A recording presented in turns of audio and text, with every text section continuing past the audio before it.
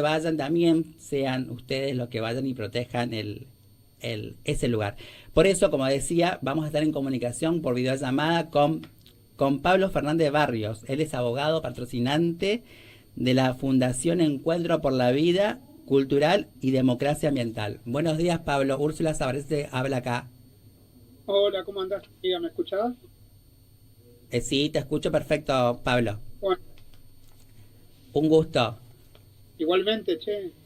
La verdad que muy interesante este tema y yo decía que este conflicto judicial viene hace 6 años, más o menos 2019, 2019 puede ser. Sí, sí, el amparo se inició en el 2019. ¿Y qué fue el motivo del amparo? ¿Querés contarnos, Pablo?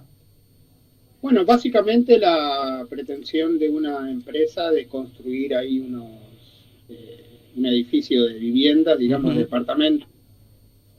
Y bueno, un conjunto de vecinos primero interpuso esta acción de amparo sobre la base de los intereses difusos y el derecho al medio ambiente. Y bueno, eso fue lo que se dio inicio a esta acción, a esta causa, digamos, ¿no? Y bueno, en estos últimos tiempos hubo también movimiento de una conciliación eh, entre las partes, ¿no? Claro, lo que sucedió en esta causa fue que el año pasado, creo que, no me acuerdo muy bien la fecha, pero se dictó sentencia.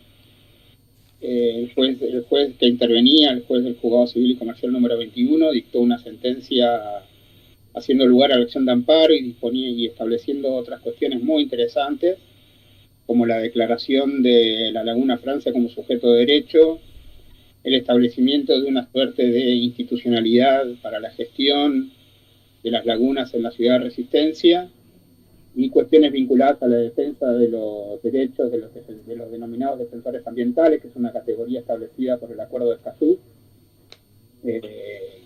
Y bueno, obviamente, tanto la Municipalidad de Resistencia como la empresa apelaron la sentencia. Ujú.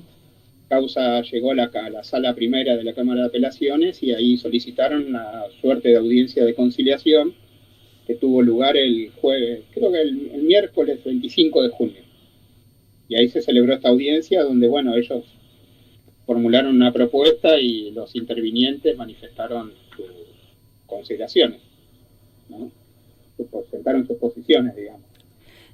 Y en esta audiencia de conciliación que vos hablás, Pablo, ¿cómo crees? ¿Lo ves positiva? ¿Lo ves negativa?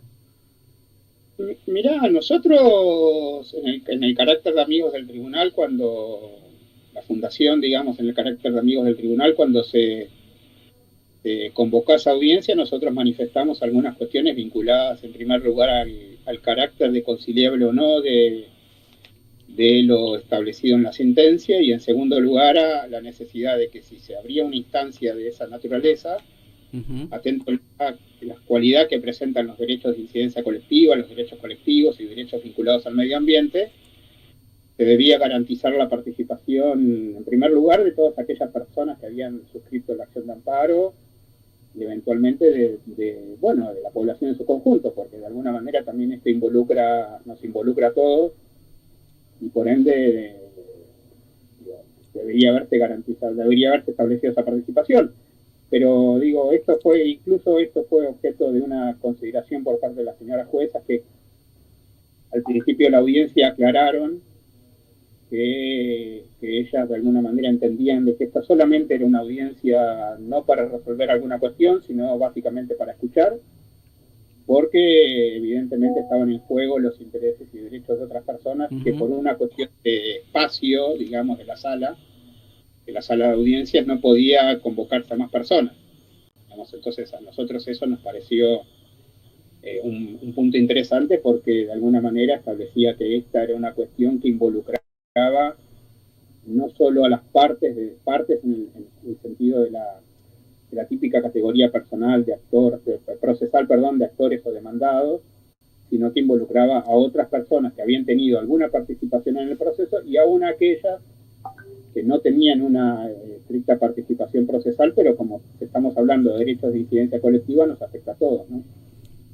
Eso, yo soy como vecina del lugar, Pablo, Y Ujú. yo vivo ahí en Los Troncos, y cuando comenzó, hay una sentencia o un fallo, vos me vas a corregir cómo es la cuestión técnica judicial de Flores, donde había como una consulta popular y había como un padrón también de quienes podían hacer esa consulta que después quedó como nula, ¿verdad? Claro, en el marco, para de alguna manera llegar a ese punto, debería contarte que esto se origina como consecuencia de la presentación de un convenio por parte de la Comisión Vecinal del barrio Villa Altave, Ujú. que había una intervención en la acción de amparo. La empresa, y después se le corrió traslado a la Municipalidad de Resistencia, por medio de la cual se desistía del proyecto original de estos departamentos y se formulaba un nuevo proyecto, y se establecía que ese acuerdo, digamos, debería ser objeto de homologación con efecto erga omnes. Efecto erga omnes significa que la sentencia tiene una proyección sobre todos aquellos que participaron o no participaron del proceso. Nosotros desde la Fundación, primero, solicitamos de que eso no podía ser así, porque ese efecto pretendidamente adjudicado al convenio este no podía extenderse a personas que no hubieran participado del proceso de amparo por la naturaleza de los derechos, y por el otro lado, como se trataba de una cuestión que podía también generar algún tipo, podía generar, perdón, porque se trataba de una cuestión necesitaba ser informada adecuadamente a la población.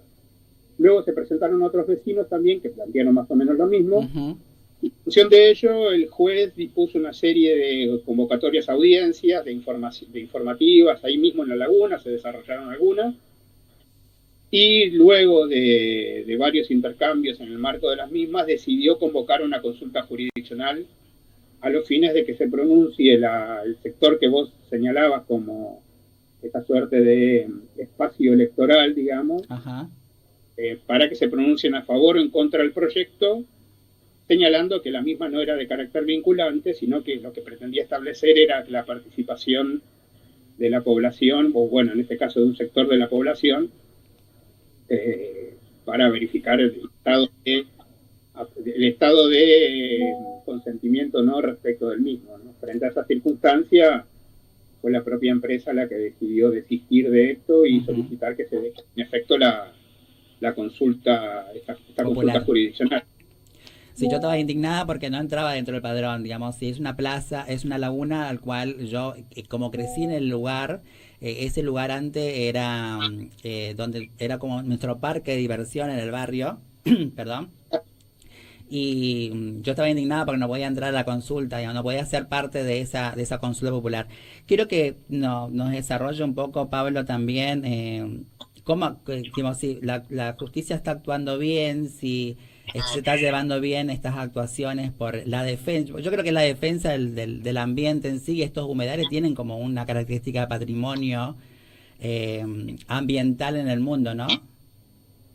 Claro, sí, nosotros particularmente, quien te habla, cuando salió la sentencia, digo, la recibimos con mucho entusiasmo, más que nada por lo que terminaba haciendo era consolidando en la Argentina un proceso que se venía dando en otros países de América Latina, también en otros países del mundo como Nueva Zelanda, pero fundamentalmente de América Latina, que es la declaración como sujeto de derecho de entidades vivientes no humanas vinculadas a la naturaleza. Por ejemplo, en el caso de Colombia, con la declaración de la Corte Constitucional del río Atrato, como sujeto de derecho del río Atrato, que es un río que está bastante afectado por explotaciones mineras, etcétera.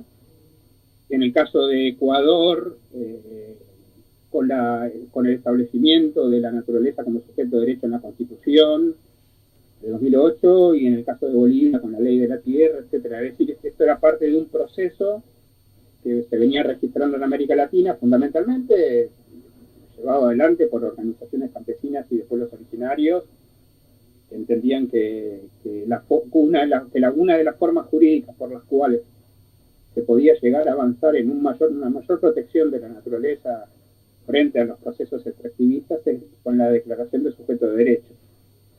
Y en la Argentina había antecedentes, si bien no había clara identificación, de una clara asignación de esa cualidad de sujeto de derecho a un río o a una laguna, como es el caso este, y había un caso de declaración de sujeto de derecho a una entidad viviente no humana, que en este caso era una orangutana, en la ciudad de Buenos Aires, pero había algunos caminos desarrollados, sobre todo a partir de la jurisprudencia de la Corte Suprema, que establecían que respecto de la cuestión vinculada a los sistemas hídricos, entonces ríos, arroyos, lagunas, etcétera, había que asumir una postura ecocéntrica y había que resolver las cuestiones sobre la base del indubio pro natura.